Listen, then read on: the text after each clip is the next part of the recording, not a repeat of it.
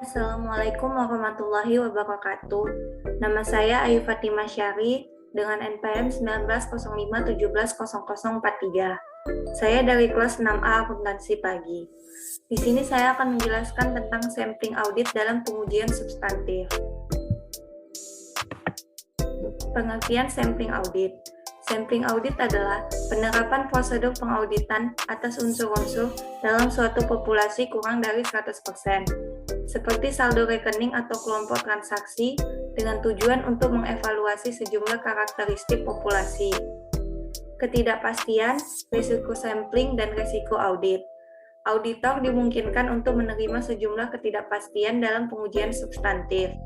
Apabila waktu dan biaya untuk memeriksa unsur-unsur dalam populasi menurut pertimbangannya akan lebih besar daripada akibat kemungkinan menyatakan pendapat yang keliru dari hasil pemeriksaan hanya pada data sampel.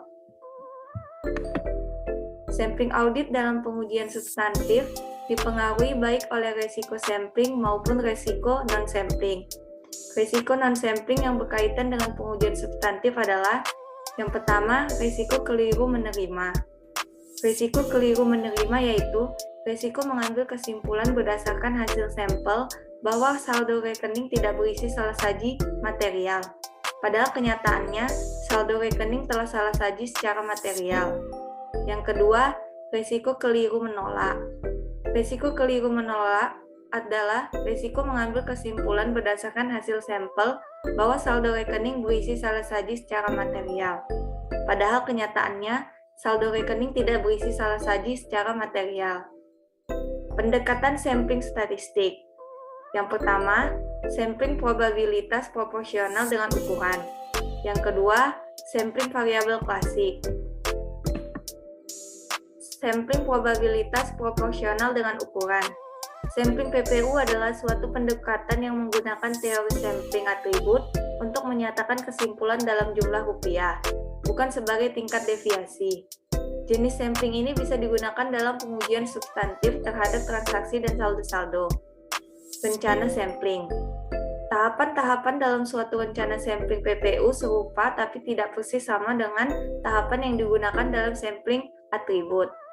Tahapan tersebut adalah menetapkan tujuan rencana, merumuskan populasi dan unit sampling, menentukan ukuran sampel, menentukan metode pemilihan sampel, melaksanakan rencana sampling, mengevaluasi hasil sampel, menetapkan tujuan rencana. Untuk mendapatkan bukti bahwa saldo rekening menurut catatan tidak salah saji secara material, aseksi-aseksi laporan keuangan yang dibuktikan sampel bergantung kepada prosedur yang diterapkan untuk unsur sampel yang bersangkutan. Merumuskan populasi dan unit sampling. Populasi terdiri dari kelompok transaksi atau saldo rekening yang akan diuji. Unit sampling dalam sampling PPU adalah rupiah individual, dan populasi adalah suatu angka rupiah yang sama dengan total jumlah rupiah dari populasi. Menentukan ukuran sampel. N sama dengan NB kali FK dibagi SD dikurang AS kali FE. Menentukan metode sampel. Yang pertama, metode yang paling banyak digunakan dalam sampling PPU adalah pemilihan sistematik. Yang kedua, metode ini membagi total rupiah populasi menjadi interval-interval rupiah yang sama. Rumusnya, IS sama dengan NB per N. Sampling variabel klasik. Sampling variabel klasik bermanfaat bagi auditor pada saat tujuan audit berkaitan dengan kemungkinan kurang saji atau lebih saji dari saldo akun, dan keadaan lain ketika sampling PPS tidak tepat atau tidak efektif. Terdapat 3 metode, yaitu estimasi min per unit atau MPU. Sampling estimasi MPU mencakup penentuan nilai audit untuk setiap item dalam sampel. Estimasi diferensiasi. Perbedaan dihitung untuk setiap item sampel dari nilai audit item tersebut dikurangi nilai bukunya. Estimasi rasio. Pertama kali, auditor harus menentukan nilai audit untuk setiap item dalam sampel.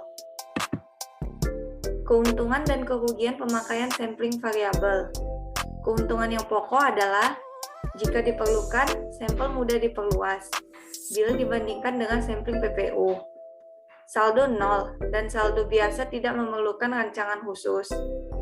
Apabila terdapat perbedaan besar antara nilai audit dengan nilai buku, tujuan auditor akan dapat terpenuhi dengan ukuran sampel yang kecil dibandingkan dengan sampling PPU. Kerugian yang utama adalah sampling variabel klasik lebih kompleks daripada sampling PPU. Umumnya, auditor membutuhkan bantuan komputer untuk merancang sampel yang efisien dan mengevaluasi hasil sampel. Untuk menentukan ukuran sampel, auditor harus memiliki estimasi atas standar deviasi dari berbagai karakteristik dalam populasi. Sampling non-statistik dalam pengujian substantif. Menentukan ukuran sampel. Pertimbangan yang hati-hati dalam perancangan sampel harus dilakukan untuk memperoleh sampel-sampel yang efisien dan efektif. Hal ini dihasilkan dalam sampel statistik yang secara eksplisit menspesifikasi faktor-faktor penting dan menghubungkannya ke model matematika. Pertimbangan faktor-faktor yang sama dalam sampel-sampel non-statistik dapat membantu menghasilkan sampel yang lebih efisien dan efektif. Sekalipun faktor-faktor ini tidak secara eksplisit dikuantifikasikan. Mengevaluasi hasil-hasil sampel. Ada dua metode yang lazim digunakan untuk memproyeksi salah saji dalam sampling non-statistik. Yang pertama, membagi jumlah total rupiah salah saji dalam sampel dengan bagian dari total rupiah dalam populasi yang termasuk dalam sampel. Yang kedua, mengalihkan rata-rata selisih antara nilai audit dengan nilai buku dari unsur-unsur sampel dengan jumlah unit dalam populasi. Sekian persentase dari saya, lebih dan kurangnya saya mohon maaf. Assalamualaikum warahmatullahi wabarakatuh.